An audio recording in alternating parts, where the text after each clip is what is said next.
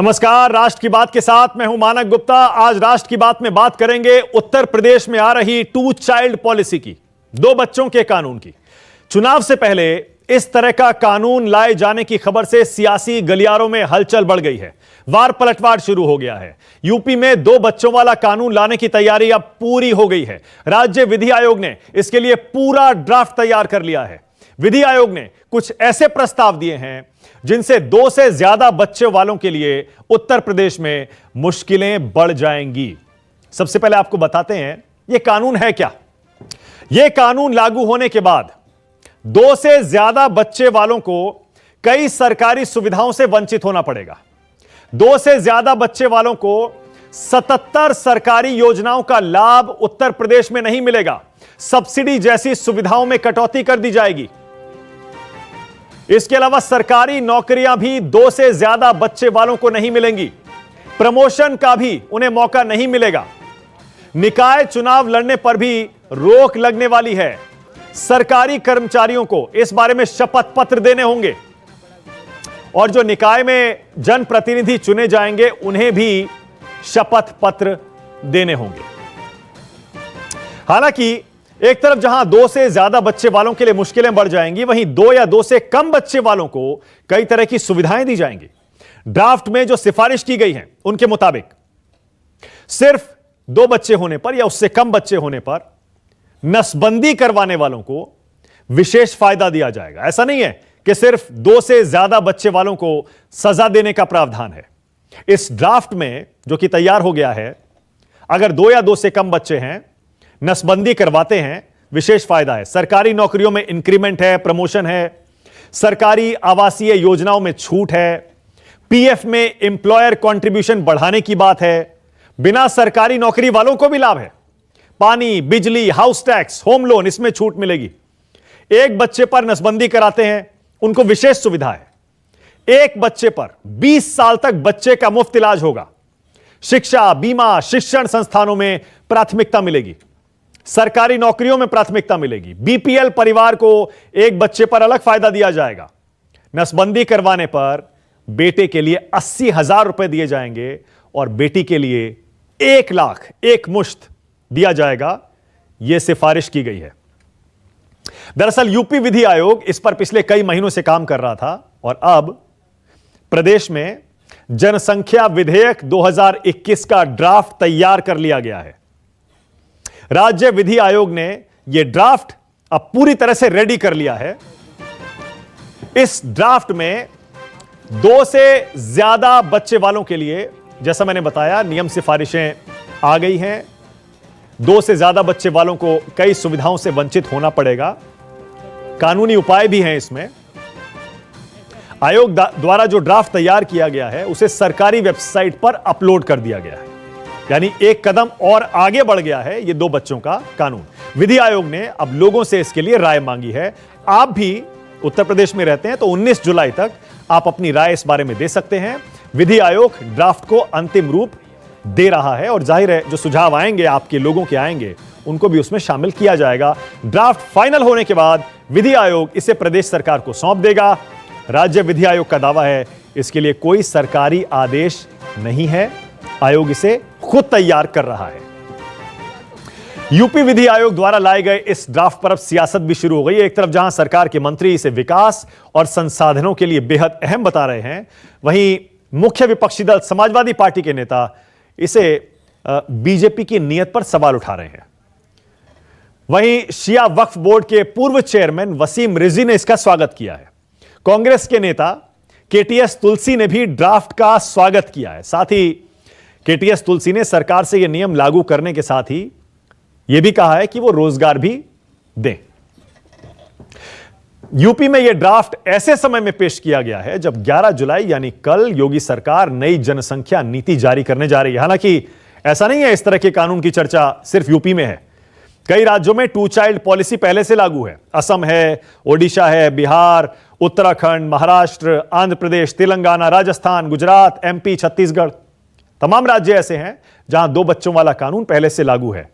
हालांकि कई राज्यों में यह कानून सिर्फ निकाय चुनाव तक सीमित है। तो इस पर आज राष्ट्र की बात में हम बहस करने वाले हैं और साथ ही यूनिफॉर्म सिविल कोड यानी समान नागरिक संहिता कानून का भी मुद्दा गर्म हो गया है। कल दिल्ली हाईकोर्ट ने इस मामले की सुनवाई करते हुए देश में यूनिफॉर्म सिविल कोड लागू करने की पैरवी की है। दिल्ली हाईकोर्ट ने समान नागरिक संहिता लागू करने की जरूरत बताते हुए कहा, इसे लागू करने का यह सही वक्त है। कोर्ट ने कहा, भारतीय समाज में जाति, धर्म और समुदाय से जुड़े अंतर खत्म हो रहे हैं।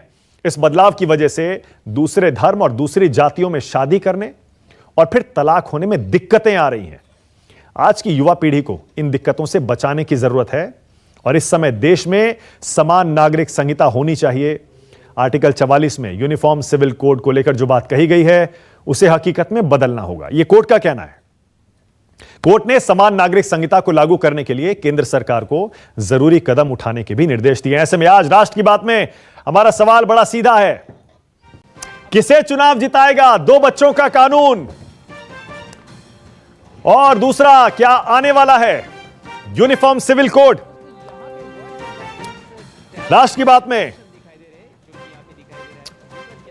जल्दी से परिचय करा दूं। आज बीजेपी से मेरे साथ संबित पात्रा आ गए हैं, कांग्रेस की तरफ से आचार्य प्रमोद कृष्णम आपकी टीवी स्क्रीन पर आ रहे हैं, समाजवादी पार्टी से जूही सिंह को आप देख पा रहे हैं, असीम वकार आ गए हैं, एआईएमआईएम के प्रवक्ता हैं, और अश्विनी उपाध्याय भी आ गए हैं। अश्विनी उपाध्याय वैसे तो बीजेपी से ताल्लुक रखते हैं लेकिन सुप्रीम कोर्ट के वकील भी हैं और इन सारे मुद्दों पर जो कि बीजेपी के घोषणा पत्र में रहे हैं, इन्हें लेकर सुप्रीम कोर्ट में बार बार गुहार लगाते आए हैं और इस मुद्दे को कोर्ट्स के जरिए बहुत आगे तक ले भी गए हैं। आप सभी का स्वागत। चर्चा की शुरुआत करूं उससे पहले आज की यूपी की 2-4 तस्वीरें और दिखा देता हूं कि यूपी में ब्लॉक प्रमुख के चुनाव हो रहे हैं, मतदान खत्म हो गया है। मतदान के दौरान आज भी हिंसा की खबरें आई। पूर्वी यूपी के चंदौली से लेकर वेस्ट यूपी के मुजफ्फरनगर तक जमकर बवाल हुआ। बीजेपी और विपक्षी उम्मीदवारों के समर्थकों में जोरदार भिड़ंत हुई। हमीरपुर में बीजेपी और एसपी के कार्यकर्ता भिड़ गए, पुलिस ने लाठीचार्ज किया। लखनऊ के सरोजनी नगर में एसपी कार्यकर्ताओं ने धांधली का आरोप लगाकर धरना दिया। वहीं अमरोहा में भी हिंसा के बाद हालात तनावपूर्ण हैं। लखनऊ से सटे उन्नाव जिले में भी हिंसा हुई है।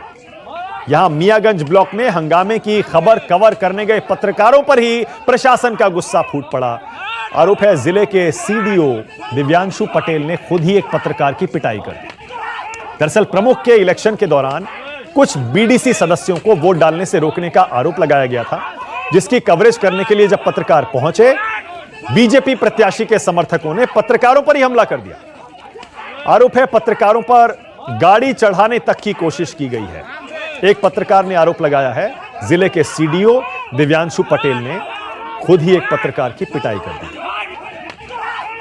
तो उत्तर प्रदेश में हलचल जारी है।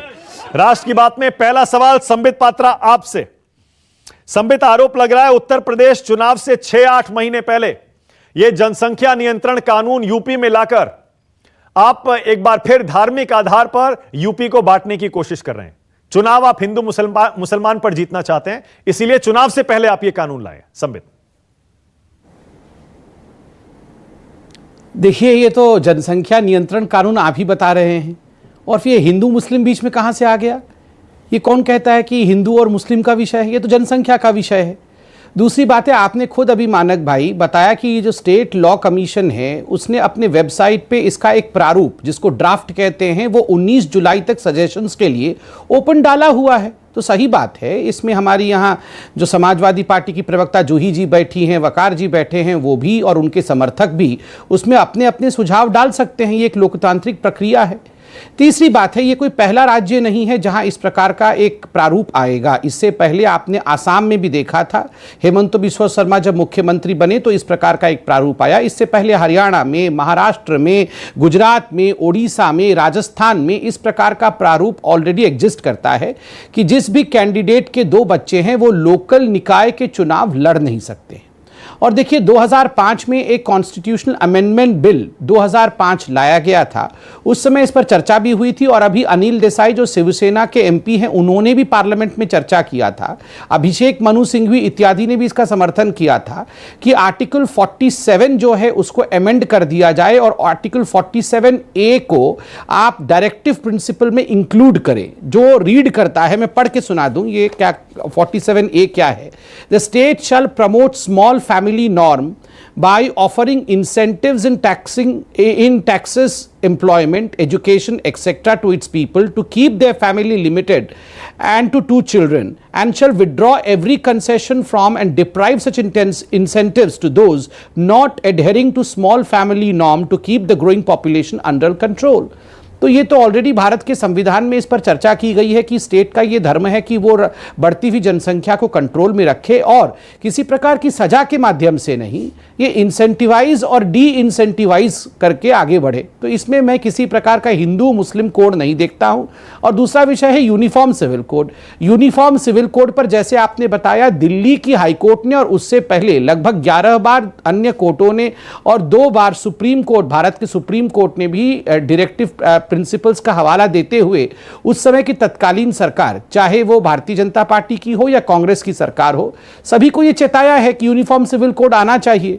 ये तो आर्टिकल 47 में डायरेक्टिव प्रिंसिपल पे मौजूद है कि देश में यूनिफॉर्म सिविल कोड होना चाहिए। उसके पक्ष में तो अंबेडकर साहब ने खुद बहुत बड़ा वक्तव्य दिया है। मैं डिबेट के कोर्स में उस वक्तव्य को सुनाऊंगा।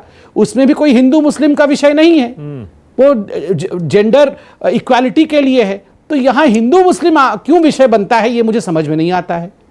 नहीं, समझ में तो आपको आता है। बता दीजिए, एक बार बता दीजिए क्यों असीम वकार की पार्टी या जूही सिंह की पार्टी के कुछ नेता या फिर कांग्रेस के कुछ नेता, संबित पात्रा, बता दीजिए क्यों इसे हिंदू मुस्लिम बताते हैं, क्यों इसे हमेशा इसे हिंदू मुस्लिम बनाते आए हैं और बहुत सारे धर्मगुरु भी बनाते आए। देखिए, मैं मतलब भारतीय जनता पार्टी तो इसे हिंदू मुस्लिम नहीं बनाती है। पॉपुलेशन पर कंट्रोल हो, रिसोर्सेज सही तरीके से आगे बढ़ सके, यूनिफॉर्म सिविल कोड हो, भारतीय जनता पार्टी इसे हिंदू मुस्लिम का विषय नहीं मानती है। जो लोग इसे मानते हैं उनके प्रवक्ता यहां बैठे हुए हैं, वो बता देंगे क्यों इसे हिंदू मुस्लिम मानते हैं। ओके। और संबित, क्या यह इत्तेफाक है कि चुनाव में, यूपी चुनाव होने वाला है ना, 6-8 महीने पहले यह जनसंख्या नियंत्रण कानून अचानक आ गया और अब सिफारिश कर दी गई, ड्राफ्ट आ गया। अब जैसे जैसे चुनाव नजदीक आता जाएगा वैसे वैसे यह मुद्दा आगे बढ़ता जाएगा। इसकी टाइमिंग को लेकर सवाल उठ रहे हैं। देखिए, हिंदुस्तान में हर 2 हफ्ते में एक चुनाव होते रहता है। या तो लोकल निकाय का चुनाव हो रहा होता है, या विधानसभा का चुनाव हो रहा होता है, या तो उपचुनाव हो रहे होते हैं, और या 5 साल के बाद लोकसभा के चुनाव हो रहे होते हैं। तो इस देश में तो कानून बन ही नहीं सकते हैं, क्योंकि कभी ना कभी कोई ना कोई चुनाव हो रहा होता है। आज से 4 महीने पहले करते तो आप लोग कहते कि पंचायत के चुनाव के लिए आपने ये किया है, क्योंकि वहाँ 2 बच्चों से अधिक जो लोग हैं वो उम्मीदवार लड़ नहीं सकते हैं। तो पंचायत चुनाव को मद्देनजर रखते हुए भारतीय जनता पार्टी ने ये ड्राफ्ट पास किया है। तो स्वाभाविक है, देश का एक कानून है, बहुत राज्यों में ऑलरेडी चल रहा है, लगा हुआ है। उत्तर प्रदेश ने इसे आगे बढ़ाने की बात की है। और मैं यह भी नहीं जानता हूं कि 22 के चुनाव से पहले यह कानून बन पाएगा, नहीं बन पाएगा। अभी तो ड्राफ्ट केवल सजेशन के लिए ओपन हुआ है। उसमें इतनी डरने की, इतने इसमें विवाद में घेरने की क्या प्रयास करनी चाहिए, क्यों करनी चाहिए? Okay, all right. पता नहीं, मैं जूही जी के पास पहले जाना चाह रहा था, लेकिन जूही जी 1 सेकंड रुकिएगा। असीम वकार मुस्कुरा रहे थे संबित पात्रा जब बोल रहे थे। भाई सीधी सी बात है असीम वकार, इसमें हिंदू मुस्लिम कहां है इस कानून में? सही बात है, सबके सब पर लागू है। 2 से ज्यादा बच्चे करेंगे नुकसान होगा, कम करेंगे फायदा होगा। जनसंख्या यूपी की कम करनी है, क्या दिक्कत है इसमें? तो आपको साथ देना चाहिए। आप मुस्कुरा रहे हैं।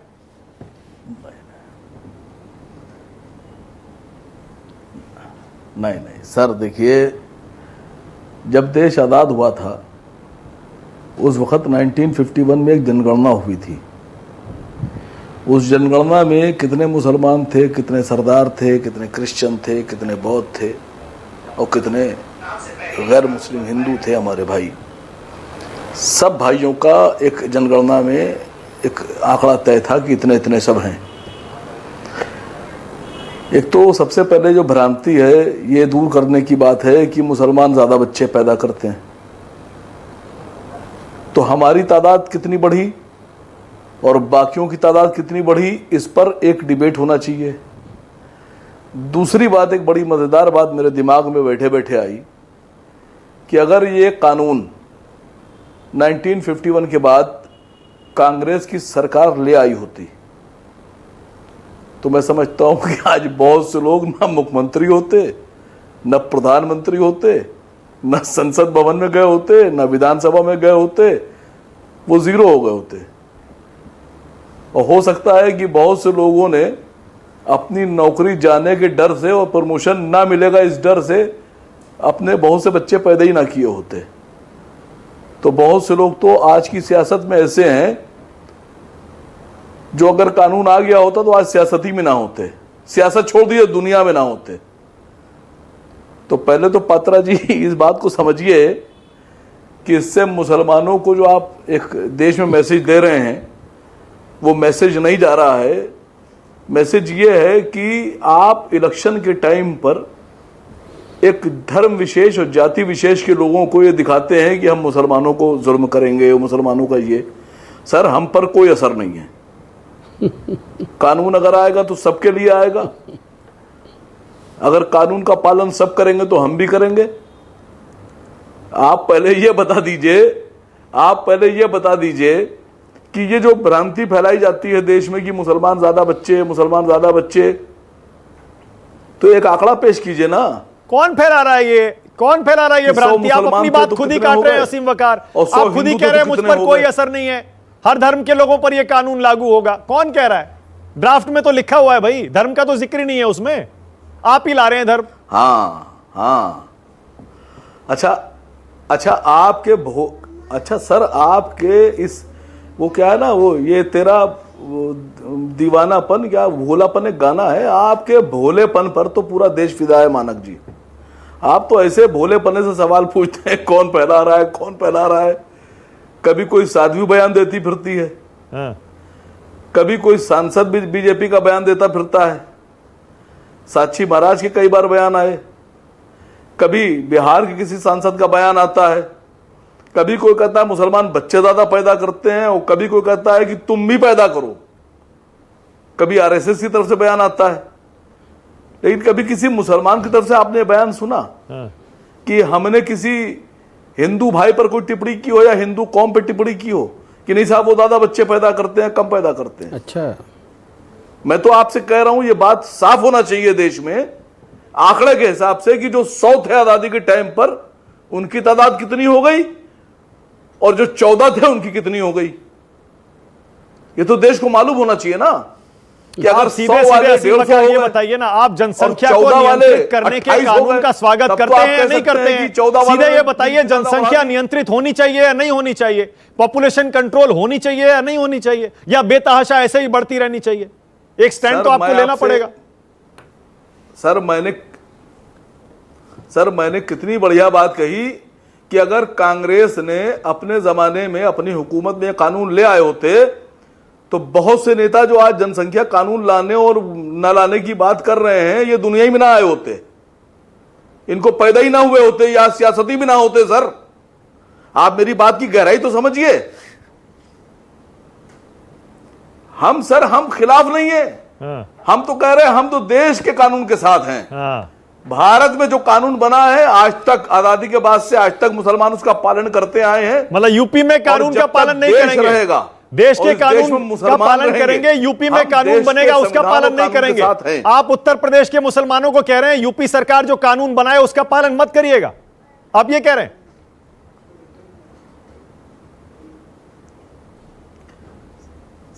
सर फिर मैंने आपसे कह दिया कि आप मेरी बात ही नहीं समझ पा रहे हैं या फिर आप समझने के बाद अनजान हैं। मैं कह रहा हूं वो लोग जो आज कानून चिल्ला रहे हैं, अगर कांग्रेस ने बना दिया होता तो ये पैदा ही ना हुए होते। तब क्या होता साहब? आप मेरी बात की गहराई को तो समझिए। मैं आपकी बात की गहराई सब समझ रहा टिप्पणी ले लीजिए लेकिन आप फंस गए, मुझे लगता है आप फंस गए। आप लिस्ट जारी कीजिए, जवाब ही नहीं देना चाह रहे। एक लिस्ट जारी कीजिए। अरे सर, एक लिस्ट जारी कर दीजिए कि आसिम वकार के कितने बच्चे और लालू जी के कितने बच्चे। एक लिस्ट जारी कर दीजिए कि माननीय नरेंद्र मोदी जी के कितने भाई बहन और मानक गुप्ता जी के कितने भाई बहन, और यह जारी तो कीजिए सर। अच्छा, संबित पात्रा रिस्पॉन्ड करिए, उसके बाद आचार्य जी, जोई जी और अश्विनी उपाध्याय। लोगों को मालूम होना चाहिए। संबित रिस्पॉन्ड करिए। आप ही के नेता, संघ के नेता, हिंदूवादी संगठनों के नेता इसे हिंदू मुस्लिम का मुद्दा बनाते आए हैं हमेशा से। आप कानून में चाहे ना लिखें, लेकिन आप संदेश यही देना चाह रहे हैं कि आप मुसलमानों की आबादी कंट्रोल करना चाह रहे हैं। देखिए, चोर की दाढ़ी में तिनका है। यहाँ तो कोई भी नहीं कह रहा है कि मुसलमानों के ज़्यादा बच्चे हैं, हिंदुओं के कम बच्चे हैं। ये तो खुद अपना इन्फ्लुएंस ड्रॉ कर रहे हैं। और जहाँ तक इन बयानबाजियों का सवाल है, ये वो बयान भी दिखा दीजिए ना। असउद्दीन ओवैसी ने क्या कहा था? जैसे ही आप ये बात कहेंगे वैसे ही पूरे हिंदुस्तान में बहुत से लोग ऐसे हैं। मैं बीच में, मानक भाई, मैं बीच में बोलता नहीं हूँ, मैं कभी दंगे करने में पसंद नहीं करता हूँ। मैं दंगों में बिल्कुल विश्वास नहीं करता है। शाब्दिक दंगे हो ये मैं उचित नहीं समझता। नहीं सर, मैं कह रहा हूं, देखिए मुझे लगता है पढ़े लिखे लोग हैं, पढ़े लिखे लोगों की तरह डिबेट होना चाहिए। इस प्रकार से डिबेट ना हो मानक भाई। मैं आपसे रिक्वेस्ट करता हूं मानक जी, बोलिए। देखिए असउद्दीन ओवैसी ने तो हिंदू मर्दों के लिए कहा था ये हिंदू मर्द तो बच्चे पैदा करने लायक ही नहीं है। अगर इन मर्दों को बच्चे पैदा करना है औरतों से तो आके पान खाएंगे तभी बच्चे पैदा कर पाएंगे। और ये कह रहे हैं कि कभी भी इन्होंने हिंदुओं के खिलाफ नहीं कहा था।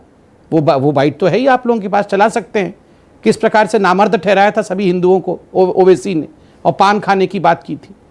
देखिए यहाँ पर ये हिंदू मुस्लिम का विषय नहीं है, फिर भी ये अपना विक्टिम कार्ड खींच कर लाएंगे, यहाँ पर इसे हिंदू मुस्लिम बनाएंगे। ये दिल्ली हाई कोर्ट, ये सुप्रीम कोर्ट 11 बार 12 बार अगर टिप्पणी करती है यूनिफॉर्म सिविल कोड में, तो ये सुप्रीम कोर्ट और हाई कोर्ट क्या हिंदू मुस्लिम सोच करके टिप्पणी करती है? दूसरी बात है, ये कह रहे हैं कि अगर कांग्रेस जवाहरलाल नेहरू ये कानून लेके आ गए होते तो बहुत सारे लोग नहीं होते, पता नहीं ओवैसी जी होते नहीं होते, वकार जी होते नहीं होते, बिग बैंग होता नहीं तो धरती नहीं होती, मुगल नहीं आते तो वकार जी नहीं होते। तो ये सब ये क्या डिबेट का क्या हिस्सा है? ये मैं बोलूंगा कि मुगल नहीं आते तो वकार जी की पार्टी ही नहीं होती। तो ये कैसा डिबेट हो रहा है? ऐसा होता तो वैसा ना होता।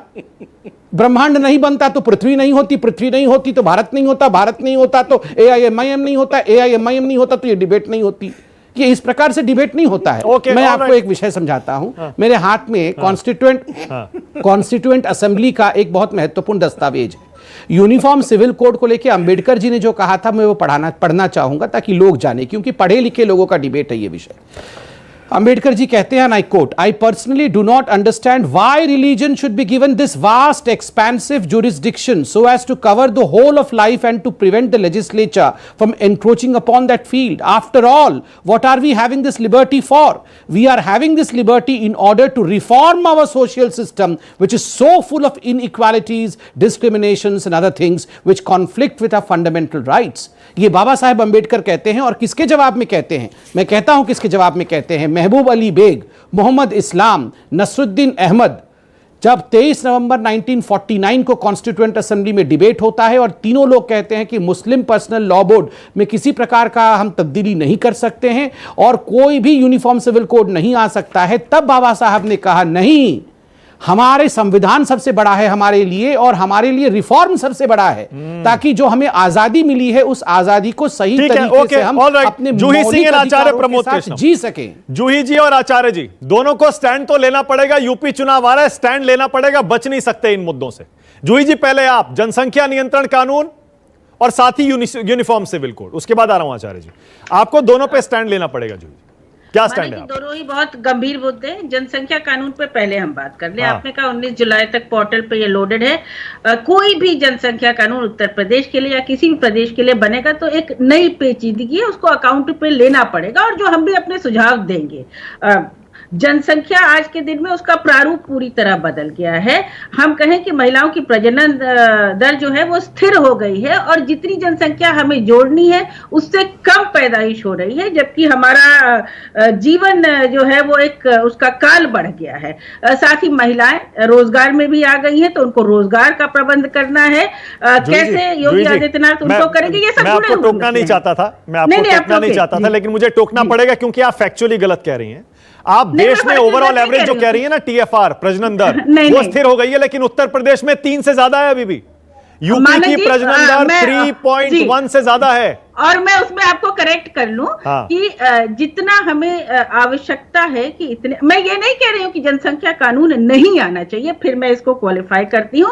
जितनी बच्चों की हमें आवश्यकता है अपनी जनसंख्या में ऐड करने के लिए, एवरेज हमारी प्रजनन दर उससे कम है या उसके बराबर है। आप नेशनल एवरेज की बात कर रही हैं, मैं उसमें आपके साथ हूं, लेकिन यूपी में 3 से ज्यादा है। वो हर औरत पर 3 बच्चे हैं यूपी में, पूरे देश में 2.1 जरूर होंगे। मानक जी, कई वर्ग होते हैं। मैं इसमें इकोनॉमिक क्लासेस की भी बात करूंगी, विभिन्न एरियाज की भी बात करूंगी, रूरल और अर्बन की भी बात करूंगी। तो जो जनसंख्या नहीं सर, गलत कैसे है आप बता दें तो मैं आपकी बात का भी जवाब दे दूं, क्योंकि आपने मुझे इंटरप्ट किया है। जी, I would like to be corrected, I would like to be corrected, क्योंकि दिस इज अ वेरी, अगर मैं पूरी बात बोल लूं तो आप मुझे करेक्ट कर लीजिएगा। अभी मानक जी आपके पास बोलिए जी, बोलिए। जी, दूसरी बात ये कि हमारी पॉपुलेशन एक एजेड भी हो रही है, उसके लिए हमें अपने एल्डरलीज के लिए स्वास्थ्य सुविधाएं भी उपलब्ध करानी है। स्थानीय रूप से इसको लेना पड़ेगा आयोग को कि कहाँ कैसे कैसे होता है। जैसे कि असम की बात अभी अगर डॉक्टर संबित पात्रा ने की, असम ने कानून लागू किया, लेकिन असम ने कुछ वर्गों को उससे बाहर रखा और साथ ही उन्होंने एक धीरे धीरे इस कानून को लागू करना शुरू किया। जो भी कानून आता है, समय तो सरकार के पास है नहीं, जैसा आपने बताया समयबद्ध तरीके से कानून बनाना है, लेकिन विचार विमर्श जरूर शुरू हो सकता है। जैसे डॉक्टर अंबेडकर को अगर आप कोट कर रहे हैं यूनिफॉर्म सिविल कोड में, तो वो भी एक विचार विमर्श में उन्होंने कहा ना। आज भी एक डिबेट हो रहा है, आंकड़े गलत हो सकते हैं उत्तर प्रदेश, या फिर हो सकता है कि मैं नेशनल एवरेजेस, या आप मुझे करेक्ट कर सकते हैं, लेकिन मेरे सुझाव तो जाएंगे ही और इसमें सभी की सहमति होनी चाहिए। शायद ये भी कहा गया है कि 1 साल बाद ये कानून जब से आएगा तब से ये लागू होगा। तो कौन यहाँ पर हो सकता था, कौन है कौन नहीं है, उस पर ये कानून न लागू है और न लागू हो सकता है। कोई रिट्रोस्पेक्टिव लॉस थोड़े ही बनाएंगे। एग्जैक्टली। आचार्य प्रमोद कृष्णम, एक और चीज माना जी, लिंग अनुपात का जरूर ध्यान रखा जाए, क्योंकि लिंग अनुपात भी उत्तर प्रदेश में महिलाओं के प्रति बहुत नेगेटिव है। अभी भी हम इस तरह के अबॉर्शंस को रोक नहीं पा रहे हैं, जो कि एक फैक्ट है। तो अगर जनसंख्या कानून बन रहा है तो कुछ उसमें इसके लिए भी प्रावधान किया जाए, सुझाव जरूर जाएंगे। बिल्कुल सुझाव दीजिए। और वेबसाइट पर संबित पात्रा बता रहे थे कि कोई भी सुझाव दे सकता है, बल्कि वो तो कह रहे थे आप तीनों की पार्टियों को, कांग्रेस को, एसपी को, एआईएमआईएम को, उस पर अपने सुझाव देने चाहिए। आचार्य प्रमोद कृष्णम, टाइम आ गया है, इन मुद्दों से और नहीं बच पाएंगे अब। यूपी में तो सबसे पहले जनसंख्या नियंत्रण कानून, उसके बाद यूसीसी यूनिफॉर्म सिविल कोड। आचार्य जी तैयार हो जाइए, स्टैंड लेना पड़ेगा।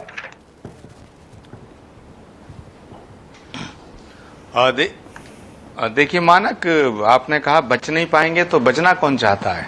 आपने कैसे सोच लिया हम बचना चाहते हैं? अरे आज ही कांग्रेस ने प्रवक्ता नहीं दिया, बताइए अपना आचार्य जी, इसीलिए आपको बुलाया हमने। और आप, क्योंकि आप कांग्रेस पार्टी में अलग से बोलते हैं, खुलकर विवादित मुद्दों पर बोलते हैं, आपकी बात अलग है। नहीं, बिल्कुल नहीं, कांग्रेस पार्टी से मुझे आप अलग करके मत देखिएगा। आप मेरा कांग्रेस से झगड़ा कराना चाहते हैं, संबित पात्रा जी से मेरा झगड़ा तो कराते ही रहते हो, लेकिन कांग्रेस से तो मत कराओ भाई। मैं मुद्दे पे आना चाहता हूँ। मानक गुप्ता जी, एक मुद्दा होता है जो किसी राजनीतिक पार्टी के फायदे का, नुकसान का होता है। एक मुद्दा होता है जो नेशनल इंटरेस्ट होता है, यानी कि देश का फायदा और नुकसान है। पॉपुलेशन कंट्रोल जो है, पॉपुलेशन कंट्रोल करना इस देश का मुद्दा है, और इस देश में पॉपुलेशन बहुत बढ़ रही है। और मैं साधुवाद देना चाहता हूं अश्विनी उपाध्याय को कि उन्होंने इस देश की ज्वलंत समस्या पर अपना ध्यान आकर्षित किया और कोर्ट का ध्यान भी दिलाया। अब मैं कहना चाहता हूं 2 बातें। एक तो ये पॉपुलेशन कंट्रोल बिल का अगर यूपी गवर्नमेंट लाती है तो हम उसका भी स्वागत कर रहे हैं और करना चाहिए, क्योंकि पॉपुलेशन कंट्रोल होना केवल हिंदू या मुसलमान का विषय ही नहीं है। मेरी तो दादी कहती थी कि बच्चे जो हैं भगवान की देन है। हमारे तो पिताजी और 6-7 भाई बहन थे, हमारी बुआ, हमारी नानी के 8-9 बच्चे थे, हमारी मौसियां, मामा हमारे। तो ये सवाल तो उठता ही नहीं है कि मुसलमान के बच्चे ज्यादा हैं या हिंदू के बच्चे ज्यादा हैं जी। ये सवाल शायद एजुकेशन से संबंधित है। अगर बच्चे कम होते हैं तो उनकी अच्छी परवरिश होती है, मैं ऐसा मानता हूं। खैर, अब मैं कह रहा हूं कि पॉपुलेशन कंट्रोल बिल आप यूपी में ही क्यों ला रहे हैं, पूरे देश में लाइए ना, हम तो उसका वेलकम करेंगे। क्योंकि आबादी सिर्फ उत्तर प्रदेश की थोड़ी बढ़ रही है, आबादी तो पूरे देश की बढ़ रही है। तो इस देश की आबादी को कंट्रोल करिएगा in the interest of nation. अगर आप कोई बिल लाते हैं तो सिर्फ आपके बिल का विरोध हम इसलिए थोड़ी करेंगे कि बीजेपी बिल ला रही है। अगर बीजेपी को देश ने सत्ता सौंपी है, देश की जनता ने सत्ता सौंपी है, इस देश को चलाने की जिम्मेदारी बाकी सब की है, लेकिन सरकार की ज्यादा है। तो अगर बीजेपी हुकूमत कोई अच्छा बिल लाती है, देश के हित में लाती है, तो बिल्कुल कांग्रेस पार्टी उसके साथ खड़ी है, और मैं तो इंडिविजुअल रूप से भी खड़ा हूं। दूसरी बात है कॉमन सिविल कोड का। तो कॉमन सिविल कोड में बिल्कुल आप देश में एक कानून होना चाहिए, हम इसका भी स्वागत करेंगे। लेकिन इसमें सवाल खड़ा होगा कि हमारे जो पर्सनल लॉज हैं उनका क्या होगा, रिजर्वेशन का क्या होगा, नॉर्थ ईस्ट का जो प्रॉब्लम है उसका क्या होगा, और बहुत सी ऐसी चीजें हैं जो क्या हमें जाति, लिंग और धर्म के आधार पे हमारा संविधान ये अधिकार देता है कि जाति, लिंग और धर्म के आधार पे भेदभाव नहीं होगा। लेकिन देखने में आया जब से आजादी हुई है जातियों के नाम पर आरक्षण होते हैं। तो अगर आरक्षण पे हम अपनी राय साफ नहीं करेंगे, यदि नॉर्थ ईस्ट पर कुछ स्टेट्स में जहां विशेष अधिकार हैं उन पर राय साफ नहीं करेंगे, तो मुझे लगता है कॉमन सिविल कोड जो है वो अधूरा होगा। अगर पूरे देश में पैदा होने वाला प्रत्येक नागरिक हिंदुस्तानी और उस पर एक ही लॉ लागू होगा, तो मुझे तो इसका स्वागत करने में कोई हर्ज नहीं है। आप कॉमन सिविल कोड लाइए, मैं तो वेलकम करूंगा। आचार्य जी, ऐसा लग रहा है इस बार ये जनसंख्या नियंत्रण कानून और कॉमन सिविल कोड, ऐसा लगता है कि हर पार्टी ने इस पर सबक सीख लिया है अब, इसीलिए जूही भी जी स्वागत कर रही हैं, आप भी स्वागत कर रहे हैं दबी आवाज में। बीजेपी का मुद्दा आप मारना चाह रहे हैं आचार्य जी, कि बीजेपी से मुद्दा बना ही ना पाए। मानक जी, नहीं, बिल्कुल नहीं मानना चाह रहे। ये तो संजय गांधी जी ने 1975 में कहा था, छोटा परिवार सुखी परिवार, जब इंदिरा गांधी प्राइम मिनिस्टर थी। तो ये तो कांग्रेस का मुद्दा था, छोटा परिवार सुखी परिवार। तो हम दो हमारे दो ये नारा था। तो बीजेपी ने कांग्रेस से अडॉप्ट किया है। बहुत सी अच्छी चीजें कांग्रेस की बीजेपी अडॉप्ट कर रही है। बहुत बढ़िया, बीजेपी को बहुत बढ़िया, धन्यवाद, बहुत बढ़िया। अश्विनी उपाध्याय, देखिए हंसी मजाक अलग है, राजनीतिक बातें अलग हैं। अश्विनी उपाध्याय, क्योंकि आपने इस मुद्दे पर बहुत स्टडी की है और आपने बाकायदा कई पिटिशन सुप्रीम कोर्ट में, वेल ड्राफ्टेड पिटिशंस, मैंने बहुत सारी पढ़ी भी हैं, आपने फाइल की हैं। पहले मुझे यह बताइए, यूनिफॉर्म सिविल कोड, क्या अभी कौन से ऐसे कानून हैं अश्विनी उपाध्याय देश में जो अलग हैं, जिनको आप एक जैसा बनाना चाहते हैं? मुझे 2 मिनट पॉपुलेशन पे दे दीजिए मानक, और बोलिए। देखिए, हमारे बड़े बुजुर्ग हमेशा कहते हैं जितनी चादर हो उतना पैर फैलाना चाहिए। अब जरा हम अपनी चादर देख लेते हैं, हमारी चादर कितनी बड़ी है। रूस का क्षेत्रफल हमसे 5 गुना है, रूस की जनसंख्या मात्र 15 करोड़ है। कनाडा का क्षेत्रफल हमसे 3 गुना है, कनाडा की जनसंख्या मात्र 4 करोड़ है। चीन का क्षेत्रफल हमसे 3 गुना है, चीन की जनसंख्या मात्र 144 करोड़ है। अमेरिका का क्षेत्रफल हमसे 3 गुना है, जनसंख्या मात्र 33 करोड़ है। ब्राजील का क्षेत्रफल हमसे 2.5 गुना है, जनसंख्या मात्र 22 करोड़ है। ऑस्ट्रेलिया क्षेत्रफल हमसे 2.5 गुना है, जनसंख्या मात्र 2.5 करोड़ है। और भारत की जनसंख्या, जो मैंने सुप्रीम कोर्ट में ऑन एफिडेविट दिया है, जिसको सरकार ने आज तक काटा नहीं है, मेरी पीआईएल 5 साल से सुप्रीम कोर्ट में चल रही है, गृह मंत्रालय, कानून मंत्रालय और हेल्थ मिनिस्ट्री को बाकायदा नोटिस गया हुआ है। आज तक उन्होंने जो हमने क्लेम किया है कि भारत की जनसंख्या 150 करोड़ है, उसको सरकार ने काटा नहीं। और मैं बताता हूं कैसे मैंने कहा है। 2019 में केंद्र सरकार ने प्रेस कॉन्फ्रेंस करके कहा था 125 करोड़ आधार बन चुके हैं, और मैंने कम से कम 200 गांवों में सर्वे करवाया, 20% लोगों के पास आधार नहीं है। तो यानी 125 करोड़ आधार वाले, 20% बिना आधार वाले, जनसंख्या हो गई सीधे 150 करोड़। अब बड़ी, हमारा जो क्षेत्रफल है मानक, वो दुनिया का 2% है। दुनिया की आबादी 750 करोड़ है, अगर 2% उसका निकालो तो फिर तो 15 करोड़ होता है। फिर तो हमारी जनसंख्या 15 करोड़ होनी चाहिए। अगर पानी से तुलना करिए, हमारे पास दुनिया का 4% पानी है और दुनिया की जनसंख्या 750 करोड़, तो 750 करोड़ का 4% होता है मात्र 30 करोड़। तो अगर जनसंख्या के हिसाब, क्षेत्रफल के हिसाब से हमारी जनसंख्या 15 करोड़ होनी चाहिए, पानी की उपलब्धता के हिसाब से हमारी जनसंख्या 30 करोड़ होनी चाहिए, और हम हो चुके 150 करोड़। हम 70,000 बच्चे रोज पैदा कर रहे हैं, 70,000। सरकार जब तक 2 करोड़ घर बना के देगी, 10 करोड़ बेघर पैदा हो जाएंगे। जब तक 2 करोड़ रोजगार देगी, 10 करोड़ बेरोजगार सड़क पे आ जाएंगे। इसलिए असंभव है बिना इसके। ये समस्या राष्ट्रीय समस्या है, इसका समाधान राष्ट्रीय स्तर पे होना चाहिए। मुझे खुशी है कि मैंने 3 पॉपुलेशन कंट्रोल का बिल बनाया था, और माननीय 3 सांसदों ने, माननीय हरनाथ सिंह यादव, माननीय अनिल अग्रवाल और डॉक्टर सुब्रमण्यम स्वामी, तीनों लोगों ने हमारा बनाया हुआ बिल राज्यसभा में पेश कर दिया है। 6 अगस्त को उस पर बहस होगी। अब मैं आता हूं पॉपुलेशन। अच्छा, एक सेकंड, पहले एक सवाल पूछ लूं आपसे इसी पे। आपने जो ये सारे आंकड़े गिनाए, ठीक है, बहुत बढ़िया है। मतलब आप ये चाह रहे हैं कि 150 करोड़ से 30-35 करोड़ पे आ जाए भारत की आबादी, आप उसे घटाना चाह रहे हैं? अब तो आ ही नहीं सकती, वो तो आ ही नहीं सकती। तो क्या आप स्थिरता चाहते हैं? स्थिरता वो तो नहीं आ सकती मानक। मैं ये कह रहा था हमारी चादर कितनी है, मैं आपको ये बताने की कोशिश कर रहा था कि 2% जमीन पे दुनिया की 20% आबादी रह रही है। ठीक है, मतलब आप स्थिरता चाहते हैं ना आबादी में, आप घटाना तो नहीं चाहते ना उसे? नहीं, 4% पानी को दुनिया के 20% लोग पी रहे हैं। मैं आपको ये समस्या, ठीक है, ओके। हाँ। अब मैं आता हूं यूनिफॉर्म सिविल कोड पे। यूनिफॉर्म सिविल कोड पे मैंने 5 पीआईएल फाइल किया है। क्या पहले मेरी पीआईएल है कि लड़के लड़की की शादी की उम्र समान होनी चाहिए। अभी लड़कियों की 18 है, लड़कों की 21 है, और मुस्लिम्स में मिनिमम एज का कोई कॉन्सेप्ट नहीं है। उनके यहाँ जब पीरियड शुरू हो जाता है तो शादी कर देते हैं। पीरियड 10 साल में शुरू हो जाता है, 11 साल में भी हो सकता है, 12 साल में भी हो सकता है। तो पहली मेरी पीआईएल है यूनिफॉर्म एज ऑफ मैरिज। दूसरी मेरी पीआईएल है यूनिफॉर्म ग्राउंड्स ऑफ डिवोर्स। अभी हिंदू, मुस्लिम, पारसी, ईसाई के जो तलाक के नियम है बिल्कुल अलग अलग चल रहे हैं। ये चूंकि तलाक जो होता है ये सबको पीड़ादायक होता है, जितनी पीड़ा हिंदू बेटी की होती उतनी पीड़ा मुस्लिम बेटी की होती है, इसलिए तलाक का नियम एक होना चाहिए। तो दूसरी PIL uniform grounds of divorce है। तीसरा मेरी पीआईएल है यूनिफॉर्म मेंटेनेंस। हमने कहा है कि गुजारा भत्ता सिविल राइट का इश्यू है, ह्यूमन राइट का इश्यू है, इसका धर्म और मजहब से कोई लेना देना नहीं। आपको 3 महीने गुजारा भत्ता दीजिए, सबको दीजिए। 3 साल गुजारा भत्ता देना सबको दीजिए, लेकिन यह नहीं होना चाहिए कि एक बहन बेटी को 10 साल तक गुजारा भत्ता मिल जाए, दूसरी बेटी को मात्र 3 महीने गुजारा भत्ता मिले। ये ठीक नहीं है। ये आर्टिकल 21 का उल्लंघन है। चौथी मेरी पीआईएल है यूनिफॉर्म एडॉप्शन गार्जियनशिप। अभी जो गोद लेने का नियम है बिल्कुल सबका अलग अलग है, किसी को है किसी को नहीं है। किसी बेटियों को बराबर अधिकार मिलना चाहिए। ये जो यूनिफॉर्म सिविल कोड है मानक, ये जेंडर जस्टिस जेंडर इक्वेलिटी का मैटर है, इसका हिंदू मुस्लिम से कोई लेना देना नहीं और है। अश्विनी उपाध्याय, आपको यकीन है कि आपकी पिटीशन पर सुप्रीम कोर्ट या फिर केंद्र सरकार कॉमन सिविल कोड लाने वाले हैं देश में? देखिए मानक, मैंने 5 पीआईएल किया था, उसके बाद 5 और बहनों ने पीआईएल फाइल कर दिया, तो टोटल 10 पीआईएल हो गई है उसी 5 विषयों पे। और सरकार का जवाब बड़ी सीधी सी बात है, जैसे हिंदी में कहते हैं मौनम स्वीकार लक्षणम, वैसे एक हमारी जुडिशियल डॉक्ट्रिन होती है साइलेंस इज एक्सेप्टेंस। अगर सरकार हमारी पीआईएल का उत्तर नहीं दे रही, हमारी पीआईएल का विरोध नहीं कर रही है, उसको कहते हैं मौनम स्वीकार लक्षणम। इसका मतलब सरकार तैयार है।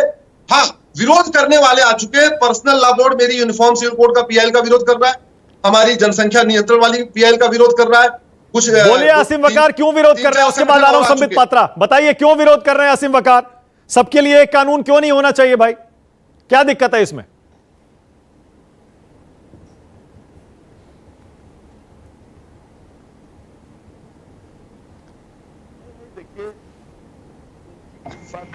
समझ में नहीं आई क्योंकि मेरे पास इनकी आवाज नहीं आ रही है, अश्विनी जी की। आज से 5 साल पहले मैंने एक लाइव शो चल रहा था लखनऊ में, होटल ताज में। तो उसमें भारतीय जनता पार्टी के जब सांसद जी हैं, जो उस पर वक्ता जी थे सुधांशु त्रिवेदी जी, मैंने इनसे सवाल पूछा था कि ऐसा नहीं है कि जो सिविल कोड होता है या कानून होता है वो 2-4 लाइनों का होता है। बहुत सी चीजें होती हैं देश में, क्या करना है क्या नहीं करना है। तो मैंने उनसे कहा था कि जब आप कॉमन सिविल कोड की बात करते हैं तो उत्तर भारत में, बिहार में, मध्य प्रदेश में, दिल्ली में, राजस्थान में गाय को आप मां कहते हैं, और जो देश में बाकी और राज्य है, नॉर्थ ईस्ट है, गोवा है, यहां गाय को गोश्त खाया जाता है। तो जब आप कानून बनाएंगे सिविल कोड में गाय तो उसमें कहां से आ पूरे गई? भारत में गाय को कानून में मां लिखा जाएगा? क्यों सर? यूनिफॉर्म कानून सबके लिए बराबर नहीं होगा? पहले ये बताइए आप प्लीज। कॉमन सिविल कोड का मतलब क्या होता है? पूरे देश का कानून एक बना रहे हैं ना आप। मैं बताता हूं। अरे सर, आप मुझे मत समझाइए प्लीज। नहीं पूरे देश का एक कानून होना चाहिए ना। पहले 10 सेकंड में समझाता हूं। एक मिनट सुनिए सर, एक विधान एक संविधान। आप वारिस भाई ये क्या बोले जा रहे हैं आप? मेरी सुनिए पहले। नहीं, आप गलत बोल रहे हैं। मैं थोड़ा सा 20 सेकंड समझा देता हूं, फिर आप बोलिएगा। मेरी बारी है सर। आप मेरी बारी है लेके आ गए यूनिफॉर्म सिविल कोड में। बोलिए। नहीं, आप पहले मेरी सुन लीजिए, फिर आप समझा दीजिएगा। मेरी अकल थोड़ी मोटी है सर। चलिए, मैं इसलिए कह रहा हूं कि अगर एक विधान एक संविधान की बात हो रही है तो कश्मीर में अगर तिरंगा नहीं फहराया जा रहा है तो बिल्कुल फहराया जाना चाहिए, बिल्कुल फहराया जाना चाहिए। हमारे देश का अभिन्न अंग है। पूरे देश में एक राष्ट्रगान होना चाहिए, यह मैं मानता हूं। तो आपने सर नागालैंड में पिछले साल अलग झंडा हो गया, अलग राष्ट्रगान हो गया, और 14 अगस्त को आपने आजादी मनवा दी ना। तो देश में 2 कानून काहे के लिए हो रहे हैं? मानक भाई, अगर कश्मीर में है तो नागालैंड में भी कीजिए, शाम को नॉर्थ ईस्ट में भी कीजिए। सुनिए सर, अगर बिहार में, उत्तर प्रदेश में और मध्य प्रदेश में, राजस्थान में गाय को मां मान रहे हैं तो गोवा वालों से मां क्यों नहीं मनवा रहे हैं आप? नॉर्थ ईस्ट वालों से मां क्यों नहीं मनवा रहे हैं आप? से तो कह रहे हैं खाओ, हम सस्ता कर देंगे। चलिए, गोवा में तो आप सप्लाई कर रहे हैं। बोलिए संबित पात्रा। मानक जी, संबित पात्रा। नहीं, भगवान तो याद आएगा अभी आपको। मानक जी बहुत अभी तो भगवान सब याद आ जाएगा आपको। संबित पात्रा, संबित जवाब दे रहे हैं आसिम वकार आपका। बोलिए संबित दोनों पात्रा। भाइयों से निवेदन, मुझे 20 सेकंड सुन लीजिए। देखिए मानक जी, आप सोचिए, असीम वकार जी एक बहुत बड़ी पॉलिटिकल पार्टी के नेशनल स्पोक्स पर्सन हैं, हम सबके सम्मानित मित्र भी हैं, और देखिए, ये शुरू से इनकी पार्टी यूनिफॉर्म सिविल कोड का विरोध कर रही है। आप सोचिए, अगर समझ नहीं होगा यूनिफॉर्म सिविल कोड में आप गाय, राष्ट्रध्वज, आप राष्ट्रगान की बात करेंगे, अगर समझते नहीं है तो क्या होगा आप बताइए। आज टेलीविजन इतने बड़े चैनल पे डिबेट हो रहा है। मैं आपको बता दूं वकार साहब, यूनिफॉर्म सिविल कोड किन किन विषयों पे डील करता है। ये मैरिज, डाइवोर्स, सक्सेशन और इनहेरिटेंस, इन विषयों को लेकर जो पर्सनल लॉ होती है उनके साथ डील करता है। प्लीज, ये गाय के साथ डील नहीं करता है। आईपीसी और सीआरपीसी है उसके लिए। और मैं कहना चाहता हूं, आईपीसी और सीआरपीसी तो आपके लिए बराबर है, शरिया कानून तो आप वहां मानते नहीं हैं। जैसे कि शरिया कानून में और इस्लामिक कंट्री में क्या कहा जाता है, किसी ने अगर चोरी की तो हाथ काट दो, अगर किसी मुस्लिम ने रेप किया तो फिर उसके अंग को काट दो। मगर वो तो आप नहीं फॉलो करते हैं, सीआरपीसी, आईपीसी। मगर आप यहां कह रहे हैं कि यूनिफॉर्म सिविल कोड जो है ये नहीं आना चाहिए। और पहली बात तो मैं आपसे हाथ जोड़ के निवेदन करूंगा, इस डिबेट के बाद 6 से 7 बजे तक मैं आपके व्हाट्सएप पे पूरा यूसीसी क्या होता है इसका एक नोट भेजूंगा। तो ये गाय और ये सारा विषय यूसीसी में नहीं आता है। मेरे साथ आप कह सकते हैं मैरिज, डाइवोर्स, शादी, तलाक, इनहेरिटेंस, मतलब आप प्रॉपर्टी को कैसे इनहेरिट करते हैं, और सक्सेशन, इन सब विषय, एडॉप्शन। असीम वकार जल्दी बोलिए, उसके बाद जा रहा हूं आचार्य जी के पास और जूही जी के पास। बोलिए असीम वकार, विषयों पे ही यूनिफॉर्म सिविल कोड होता है। बोलिए असीम वकार। हाँ, गुजारा भत्ता डाइवोर्स में आ जाएगा। मुझसे नहीं सर, मुझसे जवाब ले लीजिए सर। हाँ, दीजिए जी, जवाब दीजिए सर, मुझसे जवाब ले लीजिए सर। बस जवाब में गाय को मत ले आइएगा। संबित भाई, आपने कहा कि अगर नहीं सर, नहीं ला रहा हूं सर। आपने कहा कि मुसलमान बलात्कार के बाद जो सदा इस्लामिक कंट्री में उसे नहीं मानते। मैं आपसे कह रहा हूं आप लागू कीजिए। हम तो आपसे डिमांड कर रहे हैं कि जो इस्लामिक कानून है, अभी जब दिल्ली में निर्भया का कांड हुआ तो पूरी हिंदुस्तान में जो गैर मुसलमान थे उन्होंने भी सैकड़ों वीडियो डाले और ये कहा कि अगर अरब होता या ईरान होता या टर्की होता या फला कंट्री होता तो ये जो हथियारे थे इनको ये सजा दी गई होती। मैं तो आपसे गुजारिश कर रहा हूं सर कि हिंदुस्तान में बलात्कार जैसे घिनौने अपराध को रोकने के लिए आप लाइए शरिया ला। ये बेहतर कानून है सर, रुक जाएगा अपराध। अच्छा, और कौन कौन सी चीजों में शरिया लाना चाहते हैं असीम वकार, वो भी बता दीजिए। कानून जो और कौन कौन से अपराधों में शरिया लाना चाहते हैं? चोर जो होता है सर, सुनिए। हाँ, नहीं सुनिए सर, आपने कहा कि चोर के हाथ काटे जा रहे हैं। आप ये देखिए कि चोर सब नहीं होते हैं सर, चोर एक ही हाथ होता है। इस्लाम में चोरी का सदा इसलिए हाथ काटना है कि अगर आप एक आदमी का हाथ काट रहे हो, वो चोरी कर रहा है, तो 100 चोर थोड़ी ना होते हैं, चोर तो एक होता है। चोरियां बंद हो जाएंगी सर। जो कानून के पीछे मोटिव है उसको समझिए। हमें जैसे लोगों को बिठाइए आप अपने किया पैनल में। अरे आप पता नहीं, हम लोग मशवरा देंगे। आप डिबेट को कहां से कहां ले जा रहे हैं। आपसे पूछा मुद्दा कॉमन सिविल कोड हो रहा है, आप पता नहीं लहराया जाना चाहिए। मैं आपके साथ हूं, तो क्या नागालैंड में नहीं लहराया जाना चाहिए? अश्विनी उपाध्याय जल्दी बोलिए, उसके बाद आचार्य जी के पास जा रहा हूं। कहां से आ गया? आप मुझसे कह रहे हैं इस पे बात मत कीजिए। नागालैंड कहां से आया यूनिफॉर्म सिविल कोड में? आप मुझसे कह रहे हैं इस पे बात ना कीजिए। मैं अश्विनी उपाध्याय जी से गुजारिश कर रहा हूं, अश्विनी भाई अगर मेरी आवाज सुनाई पड़ रही है आपको, तो एक मुकदमा इस पर भी कर दीजिए आप। बोलिए अश्विनी उपाध्याय जल्दी भी कीजिए। अश्विनी उपाध्याय, भारत के सभी अभिनंग हैं, दो राष्ट्रगान क्यों हो रहे हैं? आसिम भाई बस अब सुन लीजिए प्लीज, सुन लीजिए मेरी बात। 2 दिन लगातार अलग अलग दिनों पे हमारा स्वतंत्रता दिवस क्यों मनाया जा रहा है? आसिम भाई, हमारे 2 झंडे क्यों हो रहे हैं? आसिम भाई सुन अच्छा सुन तो लीजिए। हाँ बोलिए अश्विनी भाई। देखिए आसिम भाई, संविधान सभा में 300 सदस्य थे। रफी अहमद किदवई थे, मौलाना कलाम थे, बहुत सारे 300 लोग थे। उसमें 75 लोग ऐसे थे जो कानून के भी जानकार थे, कुरान के भी जानकार थे। तो ऐसा नहीं कि हमारे संविधान निर्माताओं को नहीं पता था, पर्सनल लॉ के बारे में नहीं पता था। पूरी चर्चा के बाद आया था इस संविधान में। 23 नवंबर 1948 को हमारे कॉन्स्टिट्यूशन का हिस्सा बना। बात यह है, मैं आपसे 5 सवाल पूछता हूं विनम्रता पूर्वक। जब पेट में सभी, चाहे मुस्लिम की बेटी हो चाहे हिंदू की बेटी, 9 महीने रहती है, यानी ऊपर वाले ने भेदभाव नहीं किया। लड़का भी पेट में 9 महीने होता है, लड़की भी पेट में 9 महीने, यानी लड़के लड़की में भेद नहीं है, हिंदू मुसलमान में नहीं भेद। तो बड़ी सीधी सी बात है, लड़के और लड़की की शादी की उम्र अलग अलग क्यों होनी चाहिए? गुजारा भत्ता अलग अलग क्यों होना चाहिए? तलाक का नियम अलग अलग क्यों होना चाहिए, गोद लेने का नियम हिंदू मुसलमान के लिए अलग अलग क्यों होना चाहिए। और जिस आर्टिकल 25 की आप लोग बात करते हैं, इतना झूठ फैलाते हैं, उस आर्टिकल 25 में लिखा हुआ है subject to public order, health and morality. हमें रीतियों का संरक्षण मिला है, कुरीतियों का नहीं। आचार्य जी, हमें आचार्य जी, प्रथाओं का संरक्षण मिला है, कुप्रथाओं का नहीं। आचार्य जी, प्लीज, यूनिफॉर्म सिविल कोड, प्रथाओं आचार्य जी, अलग अलग कानून क्यों?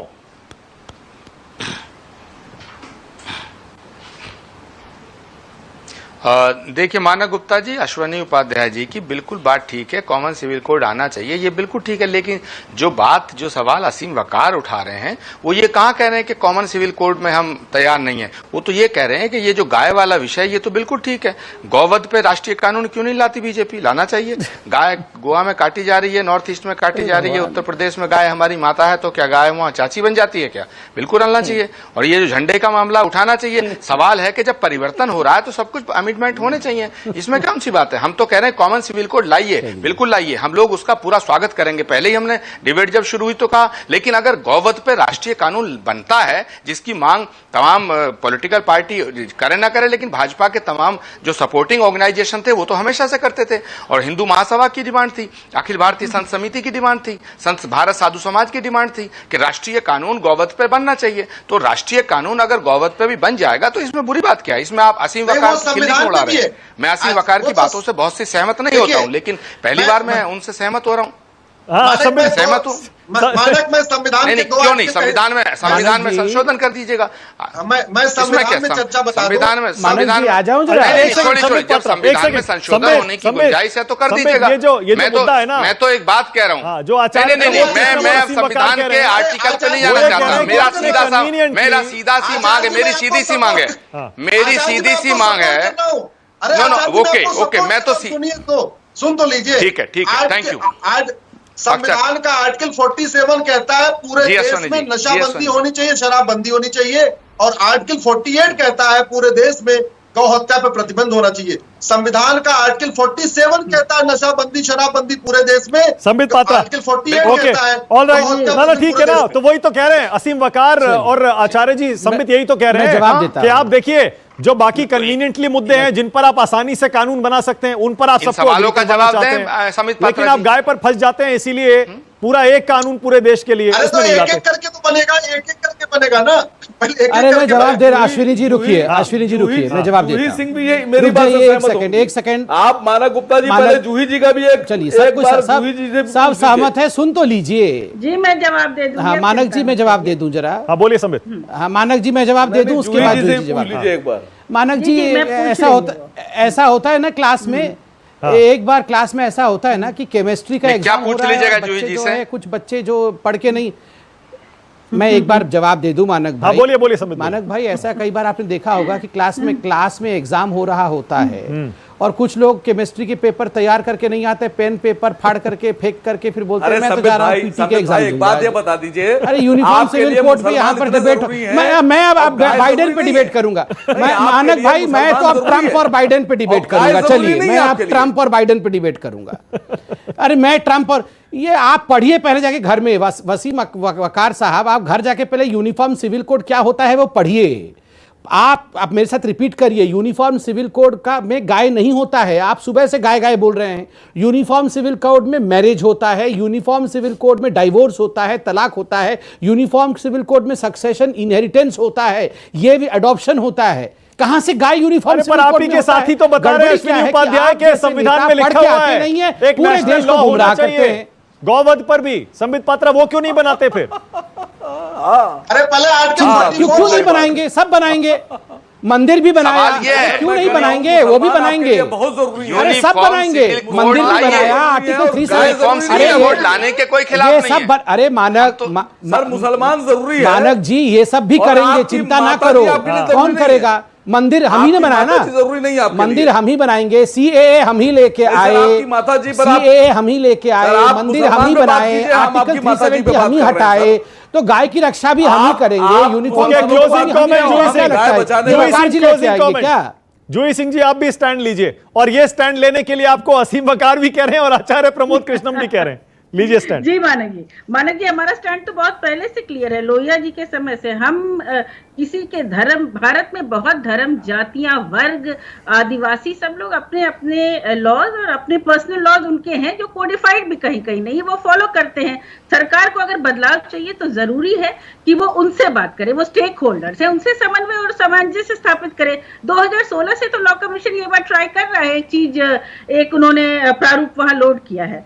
तो सरकार अगर यूसीसी लाना चाहती है, वास्तव में संविधान जब हम लिख रहे थे तो यूसीसी के समर्थन में भी बहुत लोग थे, लेकिन क्यों हम नहीं लेकर आ पाए? क्योंकि विचार विमर्श, समन्वय, सामंजस्य और उन वर्गों का राजी होना बहुत जरूरी है। कोई भी कानून किसी पर थोपा नहीं जा सकता। अश्विनी जी मैं अपनी बात कहूंगी, आप कोर्ट में अपनी बात करिए। आप 2 बार मुझे इंटरप्ट कर चुके हैं और पहले भी जब आपने मुझे इंटरप्ट किया तो मेरी बात का आपने जवाब नहीं दिया, ना कोर्स करेक्शन किया। यहाँ याचिकाकर्ता नहीं चल रहे हैं, आप डिबेट कर रहे हैं। हमने अपनी राय रखी और हम अपनी राय रखेंगे। हर वर्ग से आप इंगेज क्यों नहीं करते? और मुझे लगता है कि अगर केंद्र सरकार यूसीसी जैसा बड़ा प्राविधान लाने के मूड में है तो जरूर उसको स्टेक होल्डर से बात ओके, ऑल राइट, ओके, मेरे पास टाइम खत्म हो गया, लेकिन आज की बहस में आने के लिए बहुत बहुत शुक्रिया। देखा आपने, गंभीर मुद्दे पर इंफॉर्मेटिव और सीरियस डिबेट आज देखने को मिली। आपको मजा भी आया होगा, लेकिन आपकी जानकारी भी बढ़ी होगी। तथ्य भी आपके सामने बहुत सारे रखे हमने, हर पार्टी का स्टैंड भी आपके सामने आ गया होगा। आपने भी पढ़ा होगा कुछ पार्टियों के स्टैंड भी धीरे धीरे बदल रहे हैं। अब जैसे जैसे चुनाव नजदीक आएगा इन मुद्दों पर और थोड़ी क्लैरिटी आएगी। बहुत शुक्रिया आज राष्ट्र की बात में आने के लिए। संबित पात्रा आपका, आचार्य प्रमोद कृष्णम, जूही सिंह, असीम वकार, अश्विनी उपाध्याय।